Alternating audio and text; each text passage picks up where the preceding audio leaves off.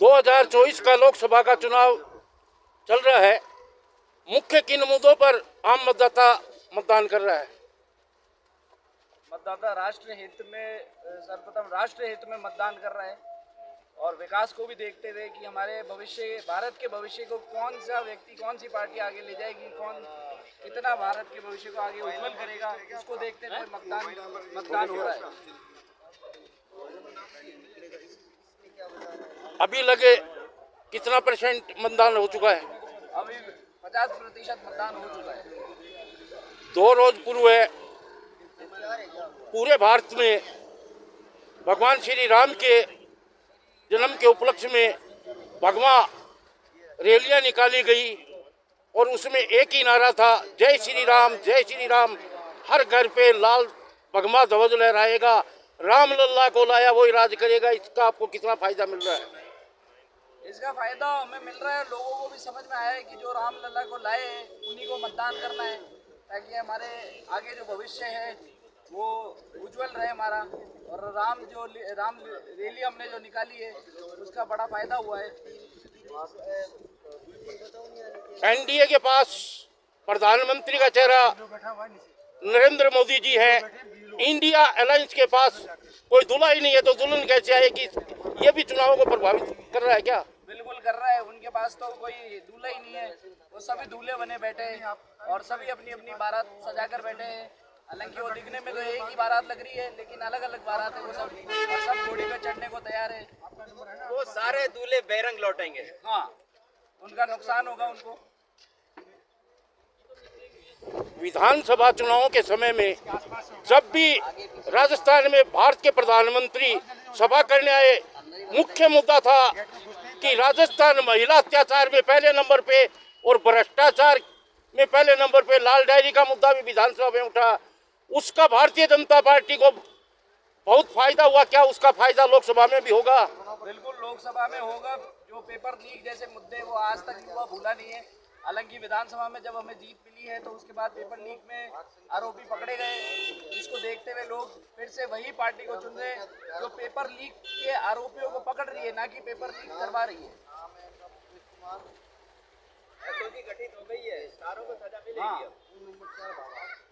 ये आम चर्चा हो रही है कि अग्निवीर योजना की वजह से युवाओं में भारी विरोध है। ये कहीं चुनाव को प्रभावित तो नहीं करेगा? नहीं, ऐसा कुछ नहीं है। अग्निवीर योजना जिन युवाओं को बड़ी अच्छी लग रही है, जिन युवाओं को समझ में आ रही है, वह सब समर्थन में है इसके।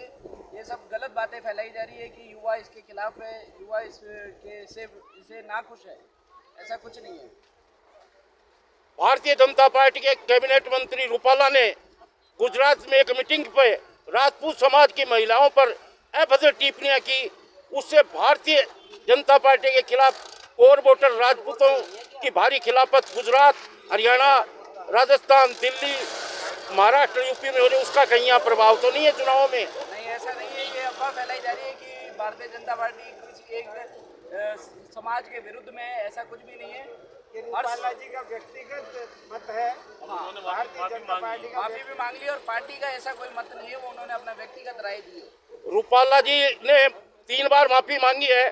उसके बावजूद भी राजपूत संगठन गुजरात, पश्चिमी यूपी, राजस्थान, हरियाणा में भारी विरोध कर रही है। भारतीय जनता पार्टी का कोर वोटर होते हुए भी विरोध कर रहा है। कहीं ये आपके चुनाव को प्रभावित तो नहीं करेगा? नहीं, कोई विरोध नहीं कर रहा है। राजस्थान में राजपूत भाजपा को समर्थन ले रहे हैं। हमारे तो राजपूत कैंडिडेट भी भाजपा ने उतारे हैं, तो ऐसा कोई विरोध नहीं है। वो तो एक रूपाला जी की जो उनका निजी मत था उनका, उस पर उन्होंने बाद में माफ़ी भी मांगी है। और ऐसा राजस्थान में ऐसा कोई जाति को लेकर कोई प्रभाव नहीं पड़ेगा। और क्या क्या मुद्दों पर आम मतदाता मतदान कर रहा है? आम मतदाता जो मतदान कर रहा है वो भारत के विकास को सर्वप्रथम देखता है, फिर हमारे मंदिर, हमारे संस्कृति को देखते हुए और आंतरिक और बाहरी सुरक्षा को देखते हुए मतदान कर रहा है। हिंदुत्व और सनातन धर्म का मुद्दा कितना मतदान को प्रभावित करेगा आपके पक्ष में? ये तो पूर्ण नहीं करेगा। जब रामलला का भी ये मंदिर अयोध्या में प्राण प्रतिष्ठा हुई, उसके बाद तो काफ़ी समाज को विश्वास हुआ है भारतीय जनता पार्टी पर। और ऐसा नहीं है कि एक ही समाज को लेकर काम करती है, हर समाज के लिए भारतीय जनता पार्टी कार्य कर रही है। और हमारे साथ सभी संगठन, सभी श्रेणी के लोग हमारे साथ जुड़े हुए हैं। बेरोजगारी, गरीबी का मुद्दा कितना प्रभावित करेगा इस चुनाव में? बेरोजगारी, गरीबी का मुद्दा कोई प्रभावित नहीं करेगा चुनाव में। आने वाले समय में रोजगार भी मिलेगा, पेपर लीक जैसी घटनाएं नहीं होगी। ये सब देखते हुए युवा भी इस बार मतदान कर रहे हैं। कोरोना के बाद विदेशों में भी काफ़ी महंगाई बढ़ी है, बेरोजगारी बढ़ी है, उसकी तुलना में भारत में बहुत कम महंगाई बढ़ी है। आपके विरोधी बार बार में ईडी और प्रशासनिक का दुरुपयोग का हवाला देकर मतदाताओं को दिग्भ्रमित कर रहे हैं, जैसे कि शराब घोटाला में दिल्ली के मुख्यमंत्री केजरीवाल जी को ईडी ने गिरफ्तार किया है। उससे कहीं भारतीय जनता पार्टी को मतदान में नुकसान तो नहीं होगा? जब मोदी जी गुजरात के मुख्यमंत्री थे उस समय भी ईडी ने उनके खिलाफ चार्ज लगाए थे। वो अकेले ईडी के सामने गए थे और ईडी ने जो भी प्रश्न पूछे उनका जवाब दिया था। ऐसा नहीं प्रोपागंडा करके 10-20-100 आदमियों को लेकर गए, अकेले गए थे और उसी ईडी ने उनको निष्पक्ष क्लीन चिट दी। और ये जिनको पकड़ा है ईडी ने उनके खिलाफ कुछ न कुछ चार्जेज हैं, सही है, इसीलिए उनको सुप्रीम कोर्ट, हाई कोर्ट से जमानत नहीं मिल रही। और विपक्ष में राहुल गांधी ने खुद ने बयान दिया हुआ है ये कि हम जब सत्ता में थे तब हमने भी इन जांच एजेंसियों का उपयोग में लिया था और गलत उपयोग में लिया था उस समय इन्होंने। भारत में पहली बार प्रधानमंत्री नरेंद्र जी मोदी ने किसान योजना में हर किसान को हर साल 6,000 रुपए बराबर खाते में दे रहे। उससे कितना फायदा मिलेगा आपको? किसानों को हर महीने हर साल 6,000 रुपये दे रहे हैं। उस 6,000 रुपये में वृद्धि करने की उन्होंने घोषणा की है। और किसान जो गरीब किसान है कम से कम थोड़ा बहुत लाभ तो उनको मिलता है जो पहले कुछ नहीं मिलता था। यहाँ तक कि ये उस समय के प्रधानमंत्री ने भी कहा था कि हम 1 रुपया भेजते हैं और नीचे जाकर केवल 15 पैसे लाभ मिल पाता है गरीब को। अभी पूरा 100% जो भेजती है केंद्र सरकार 100% किसानों के खाते में जा रहा है। अशोक जी गहलोत ने गरीबों के लिए 25 लाख रुपए चिरंजीवी योजना लागू की थी, जो भारतीय जनता पार्टी की सरकार राजस्थान में आते ही बंद कर दी। उससे मतदान पर कोई प्रभाव पड़ेगा क्या? मतदान पर प्रभाव नहीं पड़ेगा, क्योंकि 25 लाख रुपए का जो उपयोग हुआ है बहुत गिने चुने लोगों के लिए उपयोग हुआ है। बाकी के 25 लाख के लिए जब भी चिरंजीवी योजना में गए हैं उन्होंने कहा कि पहले आप खर्च करो, बाद में हम देंगे। अगर 25 लाख रुपए उनके पास होते तो पहले वो खर्च करके अपना इलाज करवा सकते थे। इसलिए 25 लाख रुपए उन्होंने घोषणा की, लेकिन 25 लाख रुपए का लाभ कितने लोगों ने लिया ये भी जांच का विषय है। इंडिया अलायंस बार बार में ये कह रही है कि जो रोजगार की गारंटी ली थी मोदी जी ने, न तो वो रोजगार दिए और न जो वो 15 लाख रुपए खातों में डालने का वादा किया था वो भी नहीं डाले। कहीं ये आपके चुनावों में मतदाताओं का मतदान को प्रभावित तो नहीं करेगा? कहीं नुकसान नहीं होगा आपकी पार्टी को? प्रभावित नहीं करेगा, क्योंकि उन्होंने जो रोजगार की गारंटी दी थी ये नहीं कहा था कि सरकारी नौकरी देंगे, क्योंकि 2 करोड़ सरकारी नौकरियां नहीं है। अलग अलग तरह के जो स्टार्टअप शुरू हुए हैं उन स्टार्टअप में भी लोगों को रोजगार मिला है।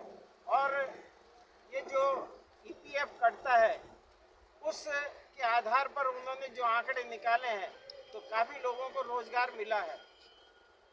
और हमारी देश की जनता राहुल गांधी जी की बातों पे अब विश्वास करना कम कर दिया है उन्होंने, क्योंकि वह कभी भी कुछ भी बोल देते तो उनकी बातों को ज़्यादा तर्क देना कोई सही चीज़ नहीं है। वो तो कुछ भी कह सकते हैं। पहले उन्होंने कहा था कि हम 10 दिन में किसानों के कर्ज माफ कर देंगे। ये भी कहा था कि आज से 1, 2, 3, 4, 5, 6, 7, 8, 9, 10 गिन लो और आपका कर्जा माफ। और जो ही वो सरकार आई उसके बाद में लोग गए और बैंक वाले ने कहा कि सरकार हमें पैसा देगी तब हम आपके माफ करेंगे, और उनके कर्ज माफ नहीं हुए। महिला अत्याचार के मामले और भ्रष्टाचार के मामले में गहलोत की सरकार चली गई थी, उसका फायदा इस चुनाव में भी आपको मिल रहा है क्या? बिल्कुल मिल रहा है। जो महिलाएं जिन पे अत्याचार हुए थे, और महिला अत्याचार तो एक बड़ा मुद्दा था कांग्रेस सरकार में, तो जिनका उन्हें नुकसान भी हुआ और हमें फ़ायदा हुआ कि हमारी सरकार में महिलाओं पे अत्याचार, रिश्वतखोरी जैसे आरोप नहीं लगते। जो रामनवमी को जुलूस निकला था उसमें एक ही नारा था, जय श्री राम, जय श्री राम। हर घर पे भगवा ध्वज लहराएंगे, जो राम लल्ला को लाया है वही राज करेगा। इसका आपकी पार्टी को कितना फायदा मिल रहा है? इसका फायदा हमारी पार्टी को पूर्ण मिल रहा है, क्योंकि हमें पूरी भारत के देशवासियों को पता है कि किसके राज में रामलला टेंट में थे और किसके राज में रामलला मंदिर में स्थापित हुए और किसके राज में सूर्य तिलक हुआ है रामलला पर। ये भी देश की जनता को पूरा पता है। कैसी उम्मीद है आपको अपने जयपुर ग्रामीण लोकसभा क्षेत्र के में कैसा रहेगा? जयपुर ग्रामीण और पूरे राजस्थान में जो भी होगा वो भारतीय जनता पार्टी के पक्ष में ही जनता जो है इस बार भारतीय जनता पार्टी को चुनेगी और 25 सीटें जो है भारतीय जनता पार्टी भाजपा की सरकार बनेगी वापस से।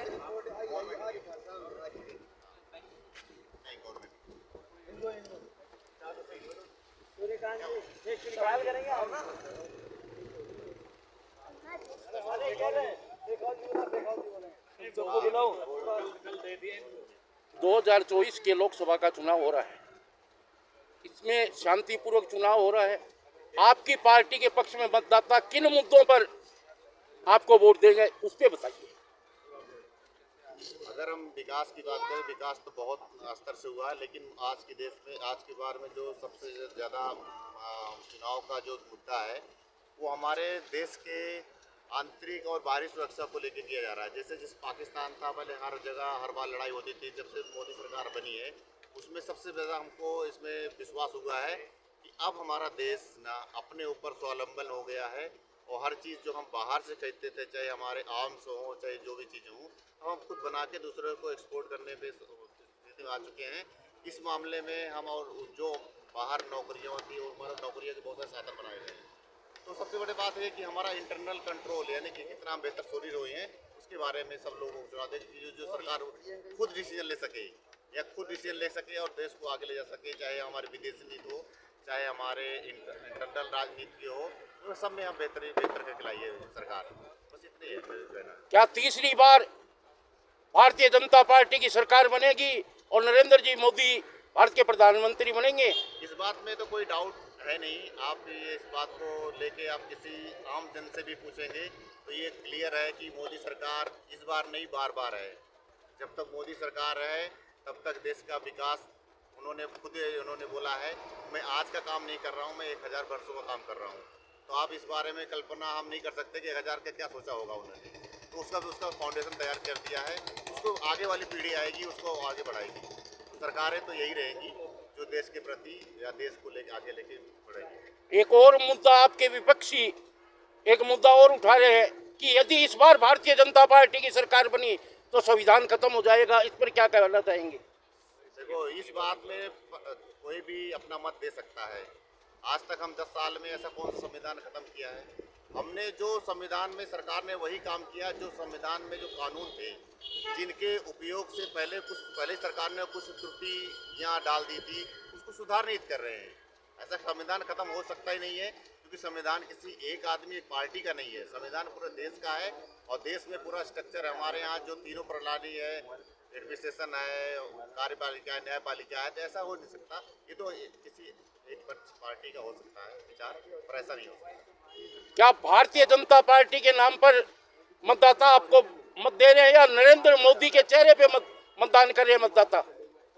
इसमें दोनों चीजें हैं। अब ऐसा नहीं बोल सकते कि नरेंद्र मोदी, हमारे जो नीचे ग्राउंड पे आम आदमी है, जो कार्यकर्ता है, वो भी उतना ही एफर्ट कर रहे हैं जैसे कि हमारे नरेंद्र मोदी एक चेहरा है हमारे, लेकिन हमारे आम जन और नीचे के ग्राउंड के लोग भी हैं, वो भी अपने कार्य क्षेत्र में उतना ही काम कर रहे हैं जो उनको कार्य सौंपा गया है। आपको ये 2024 का लोकसभा का चुनाव हो रहा है, आपको आपकी लोकसभा से क्या उम्मीद है कि क्या रिजल्ट रह जाएगा? नहीं, वैसा बहुत अच्छी मतलब हमारे झोटवाड़ा इस सीट से बहुत अच्छे मतों से जीत होगी। धन्यवाद। पर्चियां हमारी आई हुई है पर वहाँ आई हुई है। आप मत का प्रयोग करने के लिए आए हैं। मुख्य किन मुद्दों पर आप मतदान करने आए हैं? क्या है मुख्य मुद्दे आपके? मुख्य मुद्दा तो मेरा तो राम मंदिर है। राम मंदिर जय भाजपा, जय भाजपा।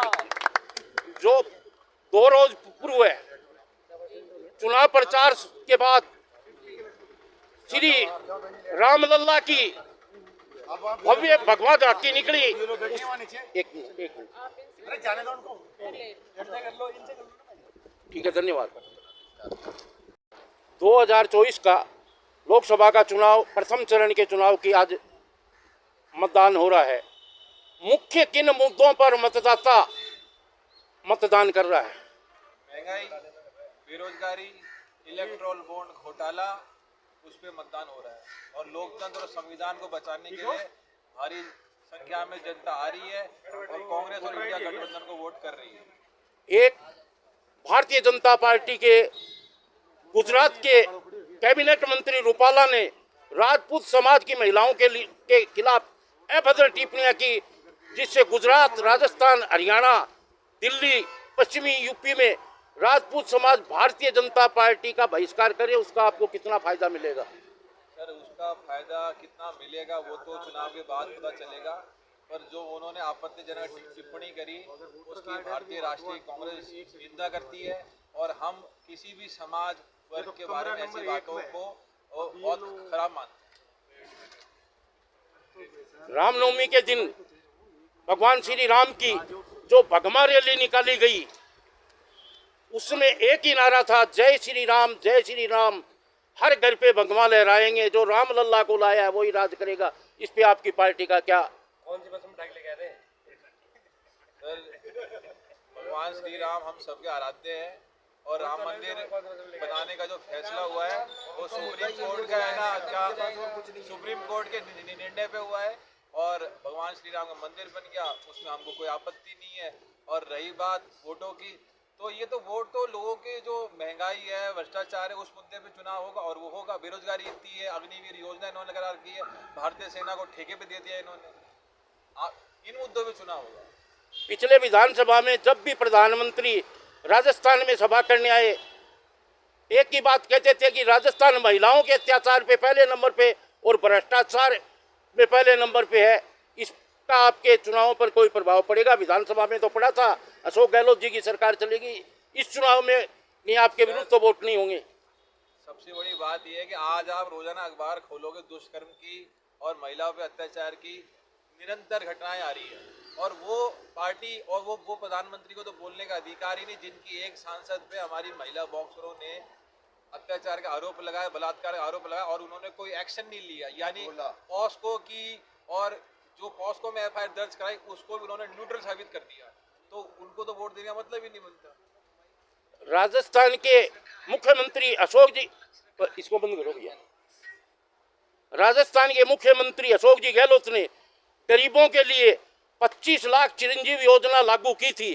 भारतीय जनता पार्टी की सरकार ने आते ही उस योजना को बंद कर दिया। इससे कितने मतदाता प्रभावित होकर आपके पक्ष में मतदान करेंगे? अब तो हम सुबह से यहाँ पे बैठे हुए हैं, जितने मतदाता आ रहे हैं और वो उस चीज़ से दुखी हैं कि चिरंजीवी योजना, कामधेनु योजना और महंगाई राहत कैंप से जो उन्हें राहत मिल रही थी वो राहत भजन लाल सरकार ने बंद कर दी है और हम चाहते हैं कि वो राहत दोबारा दी जाए, परंतु मतदाता बहुत दुखी है कि भ्रष्टाचार निरंतर रूप से होता आ रहा है। ये बहुत बड़ा मुद्दा है। विधानसभा चुनावों में राजस्थान की आम जनता ने मुख्यमंत्री कोई सीनियर लीडर बनेगा उस पर मतदान देकर भारतीय जनता पार्टी को जिताया, लेकिन भजनलाल जैसे एक बार के जीते हुए को बना दिया, उससे क्या प्रभाव पड़ेगा? सर, वो उनका आंतरिक मामला, वो किसको मुख्यमंत्री बनाते हैं किसको नहीं बनाते हैं, पर ये है कि उन्होंने अपनी जो सीनियर लीडरशिप है, राजस्थान में वसुंधरा सिंधिया है और मध्य प्रदेश में शिवराज सिंह चौहान है और रमन सिंह जी का जो अपमान किया जा रहा है भारतीय जनता पार्टी में, भारतीय जनता पार्टी के नेता खुद दुखी और परेशान है और वो हमको समर्थन करेंगे, उनके लोग हमको समर्थन करेंगे। आपके विरोधी एनडीए गठबंधन वाले ये कह रहे हैं कि हमारे पास तो प्रधानमंत्री का चेहरा नरेंद्र जी मोदी हैं, लेकिन इंडिया अलायंस के पास कोई दूल्हा ही नहीं है। इसका क्या प्रभाव पड़ेगा मतदान पर? हमारा चेहरा भारत का संविधान है, भारत का लोकतंत्र है, भारत की जनता है, जनता ही है, क्योंकि संविधान की पहली लाइन है we the people of India. तो हम हमारे लिए जनता चुनाव लड़ रही है और जनता हमारा चेहरा और जनता में से कोई आदमी भारत का प्रधानमंत्री बनेगा। 2014-2019 में राजस्थान में 25 की 25 सीट भारतीय जनता पार्टी की आई। इस बार कैसा माहौल है? इस बार आप उनकी 5 सीटें भी नहीं आएगी। आप देखना इतना जबरदस्त माहौल है कांग्रेस पार्टी का। कांग्रेस पार्टी इतनी जबरदस्त भारी बहुमत से आ रही है। आप देखना राजस्थान, गुजरात, मध्य प्रदेश में भाजपा का सुपड़ा साफ हो जाएगा। किस आधार पर आप ये कह रहे हैं कि राजस्थान में भारतीय जनता पार्टी की 5 सीटें आएंगी? कोई उसका कैलकुलेशन तो होगा कि भाई ये कास्टिंग वोटिंग नहीं कर रही है भारतीय जनता पार्टी के पक्ष में। भारत की जनता संविधान और लोकतंत्र की रक्षा के लिए वोट कर रही है। हम यहाँ सुबह से बैठे हैं, लोग कह रहे हैं बहुत दादागिरी हो गई, ईडी सीबीआई हो रही है, ये जो एजेंसीज का दुरुपयोग हो रहा है उसके खिलाफ भारत की जनता वोट कर रही है और हमारे समर्थन में वोट करेगी, या इतना हमें पूरा विश्वास है। अभी दिल्ली के मुख्यमंत्री आम आदमी पार्टी के अरविंद केजरीवाल को शराब घोटाला में ईडी ने गिरफ्तार किया, उससे भी चुनाव में कोई प्रभाव पड़ेगा वोटों पर? उससे बहुत प्रभाव पड़ेगा। दिल्ली की जनता के वो लोकप्रिय मुख्यमंत्री है, उनका बहुत ज़्यादा प्रभाव है दिल्ली में और यहाँ पर भी। और सबसे बड़ी बात यह है कि भाजपा ने 100 करोड़ रुपए का इल्जाम लगाया कि शराब घोटाला के, और 55 करोड़ रुपए की इलेक्ट्रोल बॉन्ड के जरिए घूस ले ली, जो भी गवाह को तब्दील किया उन्होंने अपने फेवर में। तो क्या बात है घोटाला है? कोई घोटाला नहीं, जिसको भाजपा आज तक सिद्ध नहीं कर पाई, ईडी आज तक सिद्ध नहीं कर पाई, कोई घोटाला ही नहीं है। तो आपकी जो ग्रामीण लोकसभा है जयपुर, इसका आप क्या अनुमान लगा के चल रहे हो? जयपुर ग्रामीण लोकसभा हम भारी बहुमत से जीत रहे हैं। हमारे प्रत्याशी युवा हैं, पढ़े लिखे हैं, और जो भारतीय जनता पार्टी के जो प्रत्याशी हैं वो पहले भी लोकसभा चुनाव हार चुके हैं, विधानसभा चुनाव हार चुके हैं, तो कई बार उनको जयपुर ग्रामीण की जनता नकार चुकी है। हमारे प्रत्याशी युवा और युवा शक्ति के लिए हम युवा यहाँ पे विराजमान है और उनको हम जिताएंगे भारी बहुमत से। इंडिया अलायंस गठबंधन का मुख्य क्या मुद्दा है जिस पर कि आम जनता उनको वोट देगी?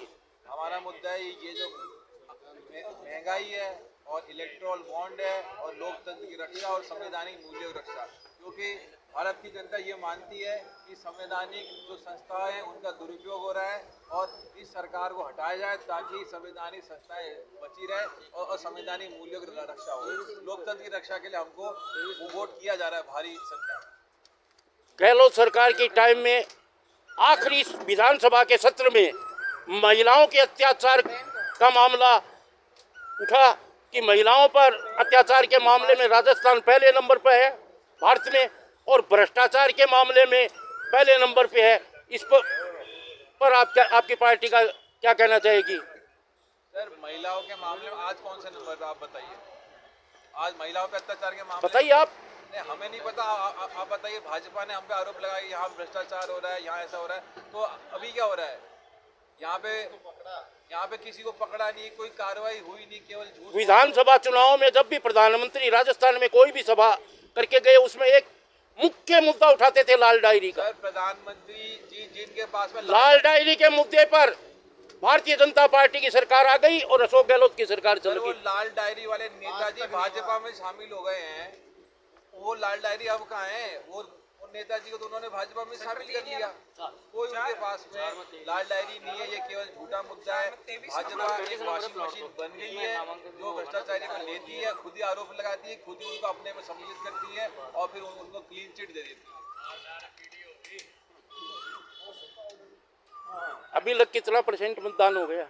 अभी चुनाव आयोग की वेबसाइट के अनुसार 45% मतदान हो गया जयपुर ग्रामीण लोकसभा तक, 3 बजे तक। कितने % होने की उम्मीद है? 60% के आसपास उम्मीद है में कि मतदान होगा, क्योंकि जनता संविधान की रक्षा के लिए और लोकतंत्र की रक्षा के लिए भारी संख्या में आ रही है। जैसे आपके मुख्य नेता बार बार एक ही बात उठा रहे हैं कि अगर इस बार भारतीय जनता पार्टी आएगी तो संविधान को खतरा है। किस बात का खतरा है संविधान को? संविधान को खतरा ये कि हमने जितने भी भारतीय जनता पार्टी के नेताओं की स्पीच सुनी है, चाहे आप नागौर की ज्योति मिर्जा जी हैं और कर्नाटक के हेगड़े जी हैं, और अभी भी कई छोटे बड़े नेता उनके निरंतर कहते हैं कि ज़्यादा संख्या में सीट चाहिए ताकि संविधान को बदला जा सके। अब संविधान बदलने की उनको क्या जरूरत पड़ रही है, हम नहीं जान पा रहे हैं। आप मतदान करने आए हैं, किस मुद्दों पर मतदान करने आए हैं? देश की सुरक्षा, विकास और क्या भगवान श्री राम लल्ला का मुद्दा भी चुनाव में मतदान को प्रभावित कर रहा है क्या? बिल्कुल कर रहा है, बिल्कुल कर रहा है। इसको किसको फायदा होगा और किसको नुकसान होगा? बीजेपी को फायदा होगा, जो लाया है उसको फायदा होगा चुनाव में। आप क्या कहना चाहोगे बहन जी? आप अपने मत का प्रयोग करने के लिए आए हैं, तो जो रामनवमी को भगवान श्री राम की भव्य शोभा यात्रा निकाली गई, उसमें एक ही नारा था, जय श्री राम, जय श्री राम, हर घर पे भगवान लहराएगा। जो राम लल्ला को लाया है वही राज करेगा। इस पर आप क्या कहना चाहेंगे? अरे राम लल्ला को सुप्रीम कोर्ट लाइए साहब। आपसे पूछेंगे तो बताना। आप पूछो इनसे, बोलिए। वोट रहे आप इनसे पूछो, इनसे पूछो, आप इनसे पूछो। जो राम को लाए वो हम लाएंगे।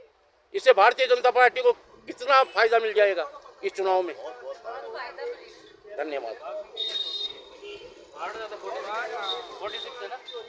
आप मतदान करने आए हैं, किन मुद्दों पर मतदान करेंगे? आपके हिसाब से किस पे करना चाहिए सर? नहीं, मैं कुछ नहीं सीनियर सिटीजन हो, नहीं, मैं नहीं बोल सकता इस पे। आप आपके हिसाब से कोई मुद्दे होंगे अभी? मेरी बात इस टाइम सुनिए। देश में कोई मुद्दा नहीं है। आप वोटर हो, आप अपनी राय दोगे। कह रहा हूं सर, इस टाइम देश में कोई मुद्दा नहीं है। मुद्दे बनाए जा रहे हैं।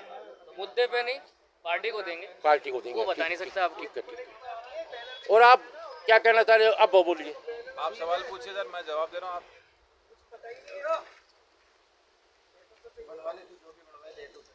आपकी पार्टी की इस चुनाव में इंडिया गठबंधन की कितनी सीटें आने की आपको पूरे भारत में उम्मीद है? सर 350 से ज़्यादा सीटें आएगी और पूर्ण बहुमत की सरकार बनेगी।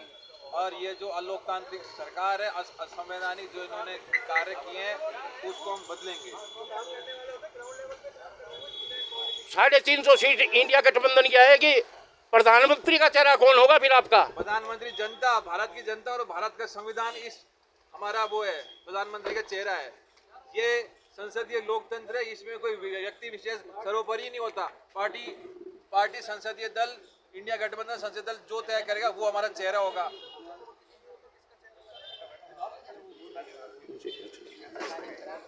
पूछो एक सवाल, मोदी की नहीं हो तो किसका चेहरा लगाएंगे? मोबाइल बंद कर दो पहले तो।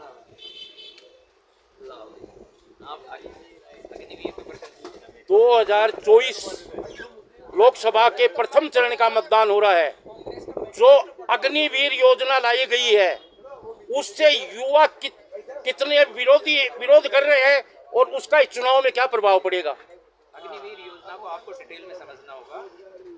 अभी इंडियन आर्मी की अगर एवरेज उम्र देखो तो 38 साल है, ठीक है। और इसके बर्फ आप दूसरे नेशन आर्मीज को देखो तो अग्निवीर योजना, अगर आप इजराइल का मॉडल अगर आप देखेंगे तो इजराइल के मॉडल की जो एवरेज एज है अभी 23 साल है। तो कारण ये है, और ये जो है ना अग्निवीर को डिटेलिंग में आप जाइए, अग्निवीर में 33% लोगों को पैरामिलिट्री में लिया जाएगा। 4 साल बाद 12 lakh plus medical facilities for the life long with their family. ये एक क्लियरिटी आ गई। 12 लाख रुपए हैं। आप 25 साल से पहले आर्मी से बाहर आ रहे हैं तो आप 33% पैरामिलिट्री में चले जाएंगे और इनमें से 25% फिर से रीइनेक्ट हो जाएंगे आर्मी के अंदर ही। 33 प्लस 25 ये लगभग 48% लोग यहाँ हो गए। और इंडिया के इंडस्ट्रियल सीन को अभी ट्रेंड और डिसिप्लिन सिक्योरिटी फोर्स की बहुत ज़रूरत है, तो ये बाकी वहाँ चले जाएंगे। तो मुझे नहीं लग रहा, अगर आप इजराइल का मॉडल देखते हो वहाँ 12th तक पढ़ते हैं और फिर वो 3 साल के लिए उनको डिग्री हासिल नहीं कर सकते जब तक वो कॉम्प्लीमेंट्री मिलिट्री सर्विसेज ना दे दें। तो मेरा मानना ये है कि इंडियन आर्मी की एवरेज उम्र को कम करने के लिए और इन केस ऑफ इमरजेंसी अगर आपको एक मैसिव मैन पावर जो artillery plus infantry plus basic skills के साथ हो, मेरे हिसाब से ये एक ठीक स्कीम है। अगर इसमें कुछ संशोधन करना बिल्कुल करना चाहिए गवर्नमेंट को। अगर उनको मेडिकल फैसिलिटी बढ़ानी है बिल्कुल बढ़ा के देनी चाहिए। अगर उनको आफ्टर 4 इयर्स अगर पर्क्स और उसमें कुछ इजाफा करना वो कर देना चाहिए। लेकिन एन मास नेशन में डिसिप्लिन आएगा, नेशन के अंदर इंडस्ट्रियल सीन को ज़्यादा trend and discipline man power मिलेगी। मेरा ये सोच है। आप जैसे एक गैंग चल रही है ना अभी, वो ट्रेंड स्किल्ड आर्म्ड पर्सन आएंगे, क्योंकि बेरोजगारी तो हमारे यहाँ पे सर्वोपरि है। 82 वर्ष की नहीं मैं बोल रहा हूँ, इनको बोलने नहीं दीजिए। 50 साल में एक सेकंड इनको बोलने दीजिए, एक बोलो। हाँ, आपका जो बोलना आपको करेंगे, ऐसी बात नहीं। हाँ बोलो। मेरा मानना ये है एक साथ दोनों का नहीं हो सकता, आवाज ही नहीं आएगी। इजराइल की हाँ आप बोलिए, 1 मिनट रुकिए, आप बोलिए, इस पे ये बोल रहे हैं, इन पे क्या कह रहे हो? कि पिछले 10 वर्ष में हमारा भारत बेरोजगारी में इतना नंबर 1 है। आप अग्निवीर से और बेरोजगारों को यहाँ पे लाएंगे जो कि ट्रेंड होंगे सोफिस्टिकेटेड हथियार चलाने में, और उनको नौकरियां नहीं मिली तो क्या होगा? अपराध और बढ़ेगा। आप जितने भी अभी ये जो हत्याएं हो रही है, ऑनर किलिंग हो रही है, सुपारी किलिंग हो रही है, उसमें कहीं ना कहीं से फौज का लिंक आ रहा है, क्योंकि वो लोग अग्निवीर जैसे ही है। आप ये अग्निवीर योजना जो है भारतीय सेना जैसे संगठन को ठेके पर रखने की बात है। दुनिया की नंबर 2 की सेना को आप कॉन्ट्रैक्ट पे लेके आ गए एक तरह से। ये तो बहुत गलत स्कीम है। और हमारी सरकार आएगी, हमारी सरकार आएगी, हमारा सबसे प्रथम फैसला ये होगा, अग्निवीर को हम स्क्रैप करेंगे, पुरानी योजना, पुरानी पेंशन योजना दोबारा लागू करेंगे। अब आप इनका वर्णन लेंगे इनका, पहले आपका ही लूंगा। जो पीछे किसानों का आंदोलन हुआ था, 3 काले कानून लाए, फिर उनको वापस लिया और समझौता हुआ किसानों से भाव तय करने का, वो आज तक नहीं हुआ। उससे कितना प्रभाव पड़ेगा इस चुनावों में? हमने अपने कांग्रेस पार्टी घोषणा पत्र में ये है कि हम एमएसपी को कानून बनाएंगे। भाजपा ने ना तो पहले कानून बनाया, खाली जुमले दिए। अब जो सरकार बदलेगी, इंडिया गठबंधन सरकार में जो प्रथम कैबिनेट होगी, अग्निवीर की योजना को हम बंद करेंगे और क्या एमएसपी को कानून बनाएंगे ताकि किसान की रक्षा हो सके। प्रधानमंत्री ने एक योजना और चालू की थी, किसानों को हर साल 6,000 रुपये दे रहे थे, आज तक किसी प्रधानमंत्री ने नहीं दिया। ये भी मुद्दा कहीं चुनाव को प्रभावित तो नहीं करेगा? साल के 6,000 रुपये क्या होते हैं? इस देश में हर घंटे 2 किसान आत्महत्या कर रहे हैं। ये हमारे डेटा नहीं, इसी भारत सरकार के आंकड़े हैं ये। जब किसानों को इतनी उपलब्धता दे रहे हैं तो किसान क्यों धरने पे बैठे? क्यों प्रधानमंत्री को आंदोलन के सामने झुकना पड़ा और उनको वो 3 काले कानून वापस लेने पड़े? क्योंकि उनको ही पता है वो काले कानून थे, वो अडानी अंबानी के लिए कानून बनाए गए थे, उसको उन्होंने पलटा। एक मुख्य मुद्दा और है, आप इंडिया गठबंधन बार बार ये आवाज उठा रहा है कि प्रधानमंत्री ने 15 लाख रुपए काला धन लाकर खातों में डालने का वादा किया था, वो पूरा नहीं किया। प्रधानमंत्री जी ने खुद स्पीच में कहा था कि काला धन आ जाएगा तो हम सबके खाते में 15-15 लाख रुपए डाल देंगे। उन्होंने नोटबंदी, जीएसटी, कईयों ऐसी योजनाएं चलाई जिसको वो काला धन हटाने वाली योजना कहते हैं, पर जनता को 1 रुपए का फायदा नहीं हुआ, उल्टा जनता को लूटा गया। जनधन खाते खोले गए, उन जनधन खातों को आज तक नहीं पता चला उसमें कितने पैसे आए, कितने किसको मिले। उस खाते को लोगों से खुलवा लिया कि मोदी जी अकाउंट खुलवा रहे हैं, उसमें 15 लाख रुपए आए, 1 रुपया नहीं आया उसमें। जो कि हमारी जमा पूंजी थी वो भी छीन ली गई।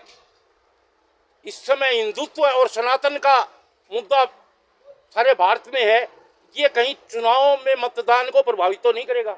हिंदुत्व और सनातन चुनावी मुद्दा नहीं है, वो चुनावी मुद्दा बनाया जा रहा है क्योंकि भारतीय जनता पार्टी सारे मुद्दों पे फेल है।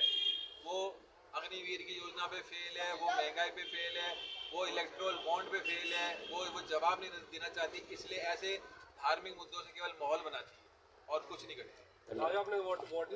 बोलिए, आप बोलिए। बीच में आपकी इन्होंने बात काट दी, अब आप अपनी बात अब यहाँ की ले लो पूरी। अग्निवीर योजना मेरे हिसाब से इसलिए सही है कि अगर आप देश का नेशनल सिनेरियो देखो तो आपको स्किल्ड, आप किसी भी इंडस्ट्री में चले जाइए, आपको डिसिप्लिन्ड और ट्रेंड मैन पावर की कमी महसूस होती है किसी भी इंडस्ट्री में चले। मेरे हिसाब से भारतीय आर्मी अग्निवीर योजना में एक डिसिप्लिन मैन पावर देश को मिलेगी। मेरा सोच है कुछ पर्क्स, पे एनुलमेंट्स और रिटायरमेंट के बाद के बेनिफिट्स बढ़ा देने चाहिए और मेडिकल फैसिलिटीज़ में और इजाफा करना चाहिए। मेरा ये सोच है, इस योजना को कंटिन्यू करना चाहिए। और अगर देश पे कोई बाह्य आक्रमण ऐसा भीषण हो जाए तो ये ट्रेंड मैन पावर भारत को हमेशा तैयार मिलेगी, जो इन्फेंट्री आर्टिलरी के जवानों के साथ कंधे से कंधा मिला के लड़ सके। मेरा ये सोच है, ये बहुत अच्छी योजना है, बस इसके पे पक्ष में आप इजाफा करें। हिंदुत्व और सनातन धर्म पे इस चुनाव में मतदाताओं को कितना प्रभाव पड़ेगा? 1952 से लेकर अब तक के चुनाव में किस राजनीतिक पार्टी ने मतदाता को धर्म और जाति के आधार पर प्रभावित नहीं किया, ये बता दो। सारी पार्टियां और सारी वेदर कांग्रेस, बीजेपी, जनसंघ, जनता पार्टी, सभी ने अपने मुद्दों को भुनाया है। जाति के नाम पे, धर्म के नाम पे भय का प्रलोभन दे के या गरीबी हटाओ का नारा दे के, लेकिन गरीबी तो हटी नहीं इस देश में। लंबे समय तक हम गरीबी हटाने का नारा दे के सत्ता में आ गए। इस चुनाव में आपकी क्या राय है कि क्या रिजल्ट हो सकता है? जिस तरह से मतदाता का है, मुझे लगता है कि बीजेपी इंडिविजुअल और एनडीए भारी बहुमत से इस चुनाव में आगे आएगा और बहुमत वाली सरकार बनाएगा। मुझे ऐसा लगता है 2019 से बेहतर स्थिति में बीजेपी रह सकती है। जो रामनवमी को रामलल्ला के जन्मदिन पर भगवा जुलूस निकला, उसमें एक ही नारा था, जय श्री राम, जय श्री राम। हर घर पे भगवा लहराएगा, जो रामलल्ला को लहराया वो राज करेगा। ये मतदाताओं को कितना प्रभावित कर रहा है? ये मुद्दा एक भावनात्मक मुद्दा है। ये मुद्दा जरूर प्रभावित करेगा, क्योंकि रामलला का जो है सुप्रीम कोर्ट ने ये निर्णय दिया और सुप्रीम कोर्ट के निर्णय के बाद ये मंदिर बना। लेकिन सुप्रीम कोर्ट तो तब भी थी जब कांग्रेस ने पिछले 65 साल देश में राज किया। उन्होंने सुप्रीम कोर्ट को क्यों नहीं निर्देश दिया कि आप इस मुद्दे को तुरंत सुलझाएं? फुल बेंच जैसी बीजेपी सरकार ने बनाई, तो निर्णय सुप्रीम कोर्ट का है, उसके बाद बना है, इसमें कोई शक नहीं है। लेकिन ऐसा तो कोई लीडर इस देश में हो जो 500 वर्ष के भारतीयों के संघर्ष, मैं इसको हिंदुओं का संघर्ष भी नहीं कहूँगा, ये भारतीयों का संघर्ष था। मीर बाकी ने इसको 1528 में तोड़ा और उसके बाद सतत संघर्ष रहे इसके ऊपर, और इसके ऊपर लगभग 7 लाख हिंदुओं की या सनातनियों की या भारतीयों की शहादत हुई है, मौत हुई है, उन्होंने बलिदान दिया है। ये मुद्दा भावनात्मक है और राष्ट्र की आत्मा के साथ जुड़ा हुआ है। तो कोई पार्टी अगर इसका लाभ लेना चाह रही है, लेकिन दूसरी पार्टियों के पास भी मौके हैं कृष्ण जन्मभूमि को आज़ाद कराने के, वो उसके ऊपर वो क्यों नहीं अपने उस मुद्दे को आगे बढ़ के हथिया लेते हैं और कृष्ण जन्मभूमि को मुक्त करा लेते हैं? उनके पास भी मौका है, मैं तो ये कहूँगा। धन्यवाद। अभी हम हैं जयपुर के ग्रामीण लोकसभा क्षेत्र में, मतदान केंद्र पर आम राय मतदाताओं की और दोनों पार्टी के कार्यकर्ताओं से इस चुनाव के विषय पर चर्चा की। वो आप सभी को इस वीडियो में दिखाएंगे। आपको अगर ये वीडियो अच्छा लगे तो लाइक करना, शेयर करना, सब्सक्राइब करना और अपने कमेंट करना कि आपको कैसा लगा। जय हिंद, जय भारत। जय हिंद, जय भारत।